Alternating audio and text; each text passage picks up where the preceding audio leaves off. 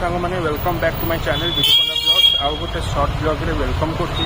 तो सांग मैंने आज बहुत दिन पर मु गोटे टी एंड शेक कॉर्नर को आसी जोटा कि शहीदनगर भुवनेश्वर रे अच्छी आपको भी सजेस्ट करी कि ये जगह को भी आसतु। तो सांग मैंने ये गोटे छोट ब्लॉग रही ये देखा चेष्टा करी कौन कौन रही अवेलेबल।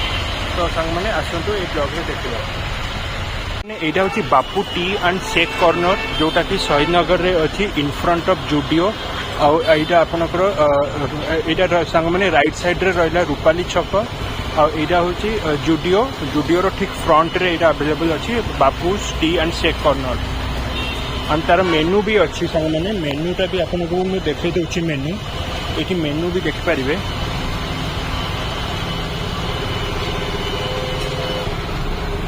तो ये रहा मेनू एंड ये मोबाइल नंबर भी अवेलेबल अच्छी ये आप चाहिए ऑर्डर भी करें। तो सांग मैंने यहाँ हूँ बापू लस्सी ये सब ये लस्सी भी अवेलेबल अच्छी एंड ये रहा आपंकर देखिपे ये भी मानने जोटा ये गोटे वाटरमेलन जीरा मसाला ये सब अवेलेबल रहा। तो सांग मैंने ये देखिपे मुझे चॉकलेट मिल्क शेक ऑर्डर कर चॉकलेट मिल्क शेक आउ सांग मैंने ये टेस्ट भी करुँगी